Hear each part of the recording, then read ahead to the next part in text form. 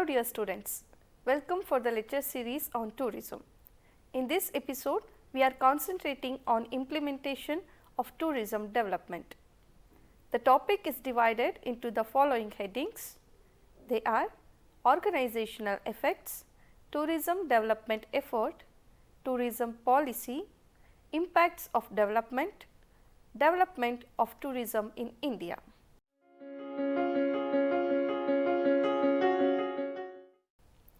Let us start with the first one, organizational effects.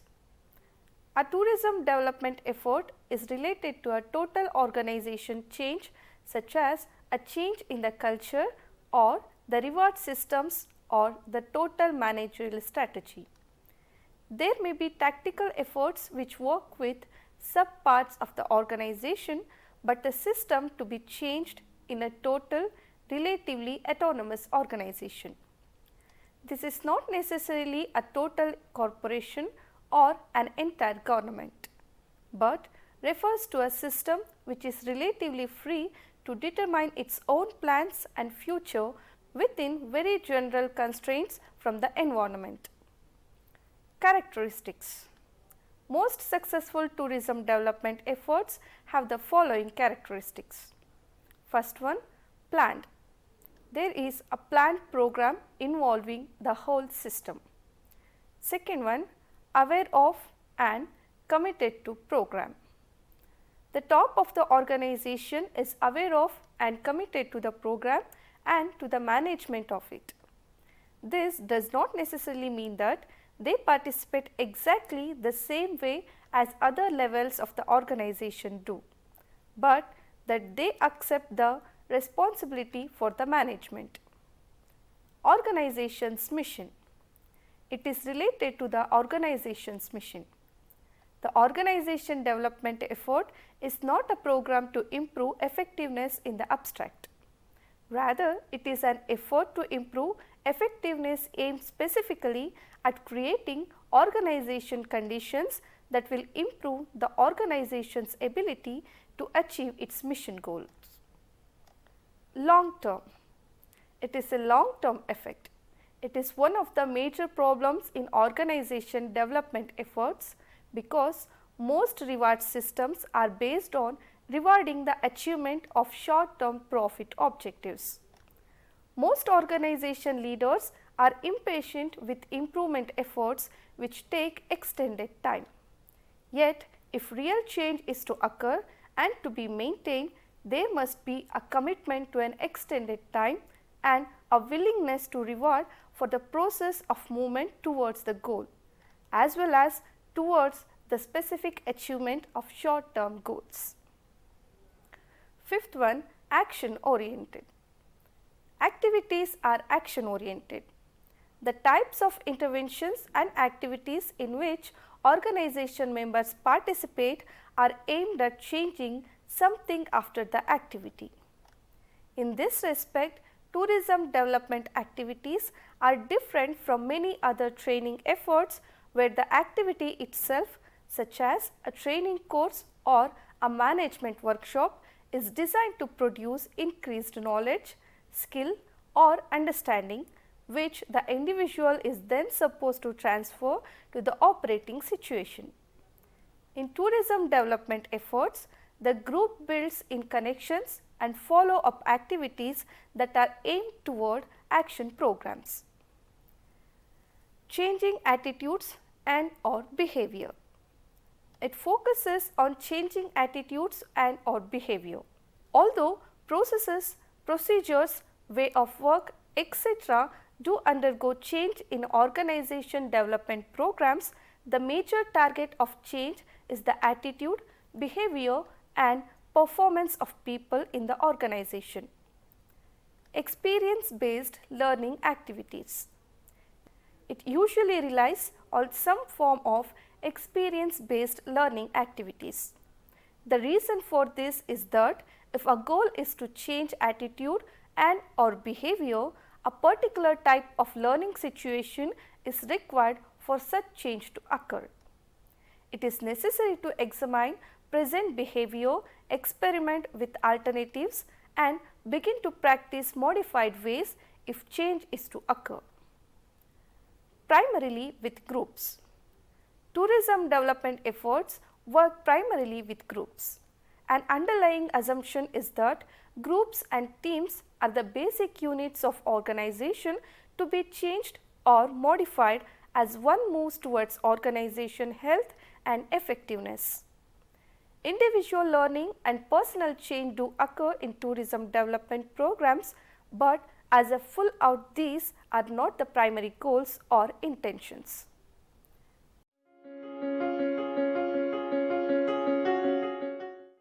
Moving on to the next one, tourism development effort. An essential condition of any effective change program is that somebody in a strategic position really feels the need for change. Few kinds of conditions or felt needs that have supplied the impetus for tourism development efforts are shown below. Need to change a managerial strategy. It is a fact that many managers of small and large enterprises are today re-examining the basic strategies by which the organization is operating. They are attempting to modify their total managerial strategy, including the communications patterns, location of decision making, the reward system, etc. Need to make organization climate more consistent. The need to make the organization climate more consistent with both individual needs and the changing needs of the environment. If a top manager or strategically placed staff person or enough people in the middle of the hierarchy really feel this need, the organization is in a ready state for some planned change effort to meet it. Need to change cultural norms. More and more managers are learning that they are really managing a culture with its own values, ground rules, norms and power structure. If there is a felt need that the culture needs to be changed in order to be more consistent with competitive demands or the environment, this is another condition where an organization development program is appropriate. All positions above the upper middle of the structure were restricted to members of the family. All stock was owned by the family and all policy decisions were made by a family board. Some of the more progressive members of the family became concerned about the state of the enterprise in these changing times. They strongly felt the need for changing from a family-owned, family-controlled organization to a professionally managed organization. Need to change structure and roles. An awareness by key management that we are just not properly organized, that the work of the research department and the work of the development department should be separated or should be integrated, that the management services function and the personnel function should report to the field managers, should take over some of the activities of the headquarters staff, etc. Need to improve inter-group collaboration. One of the major expenditure of dysfunctional energy in organizations is the large amount of inappropriate competition between groups. When this becomes noticeable and top managers are hurting, they are ready to initiate efforts to develop a program for increasing inter-group collaboration. Need to open up communication system.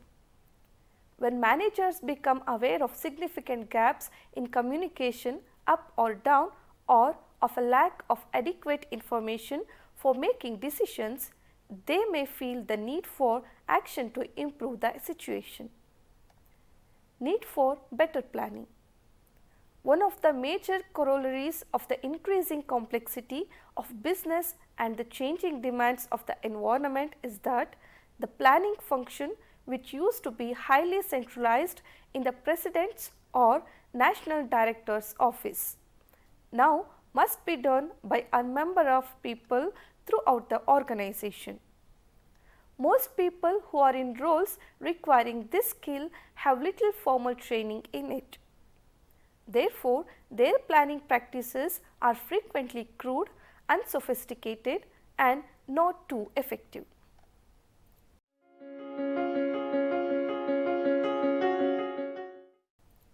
Moving on to the next one, tourism policy. Recognizing its importance as an instrument of economic development, a comprehensive tourism policy highlighting the objectives of tourism and development in the country was promulgated by the government during 1982.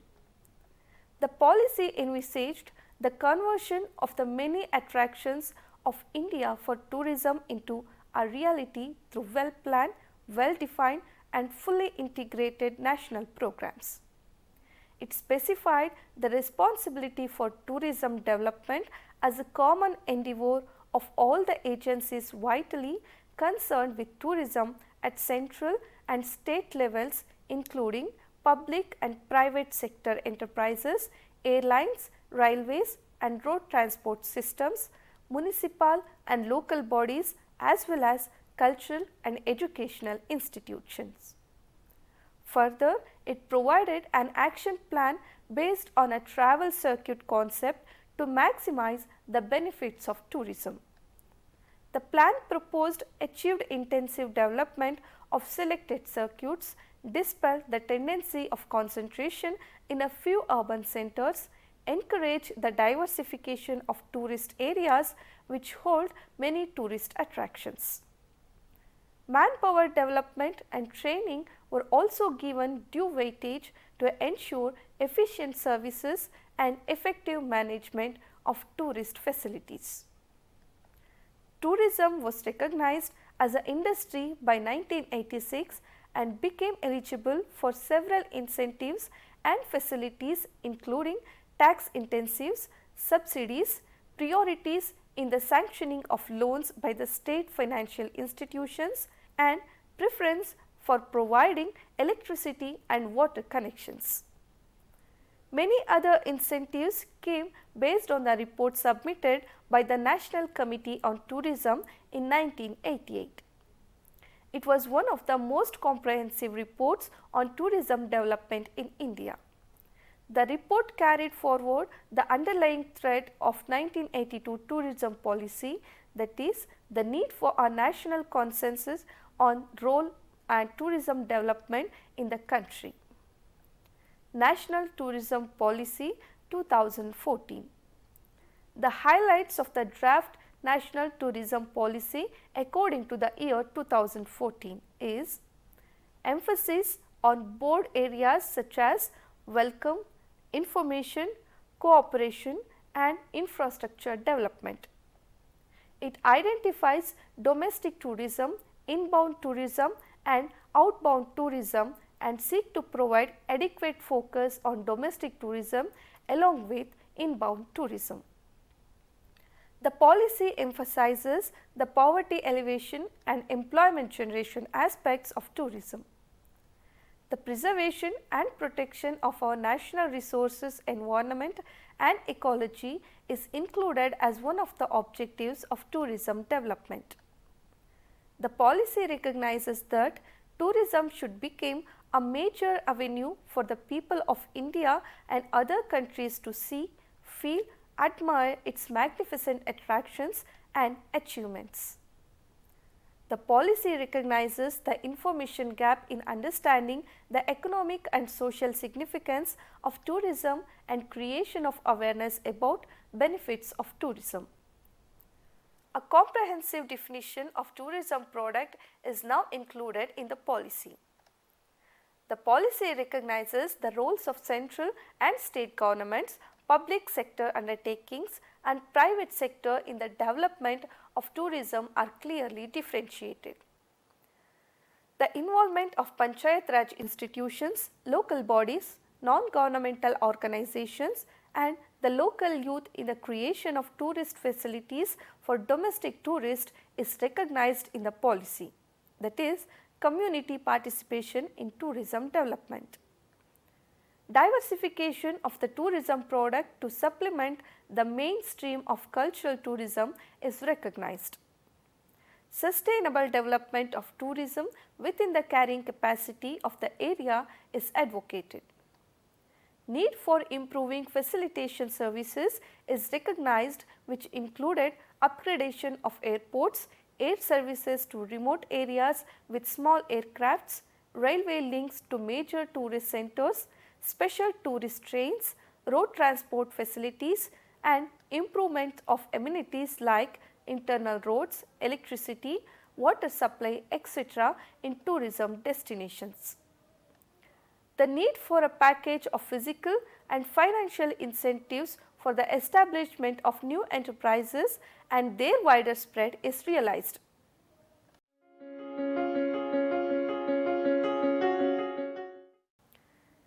Coming to impacts of development.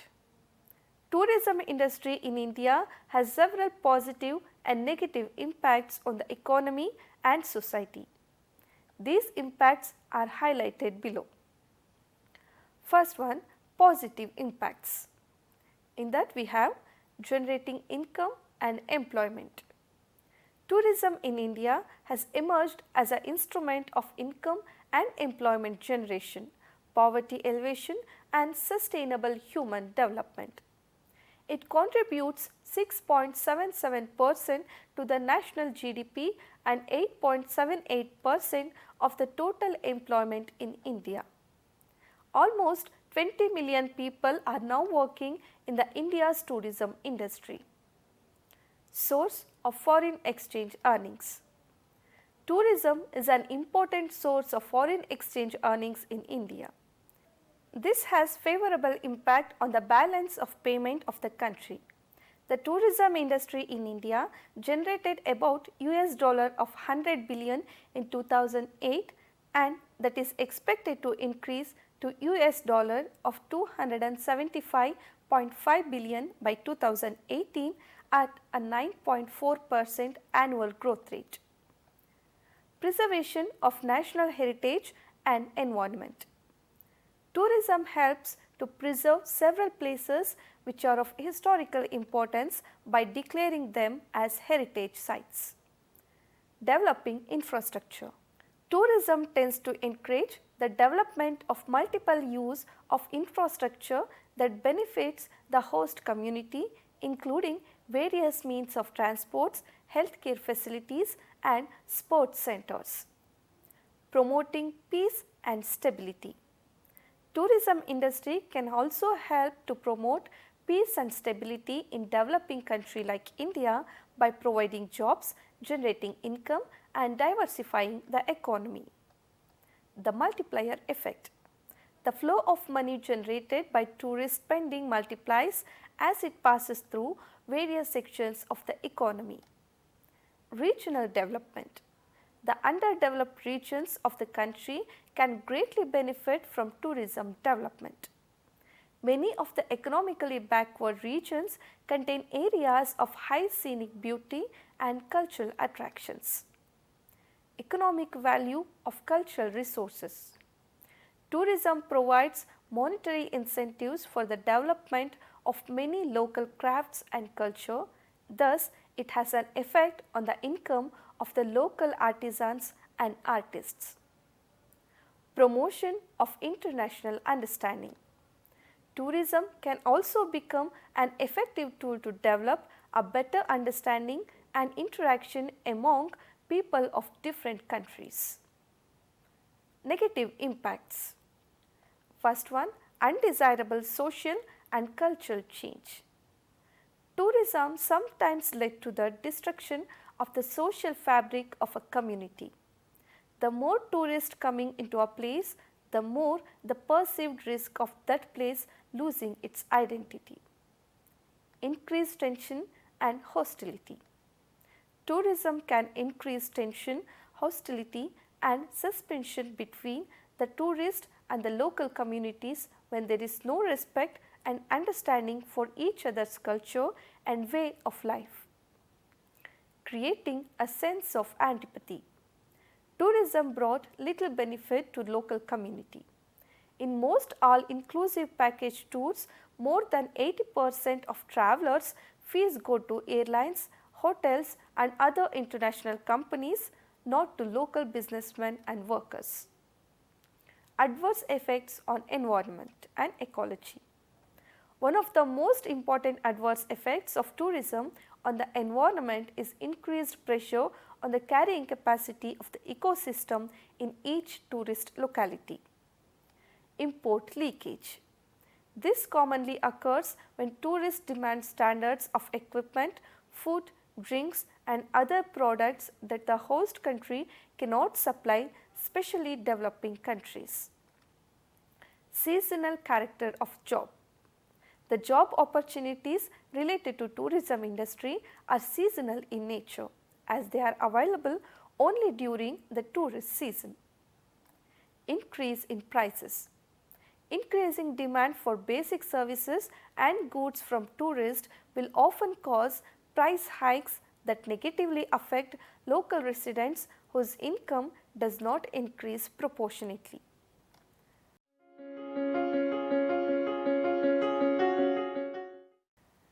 Moving on to the last one, development of tourism in India.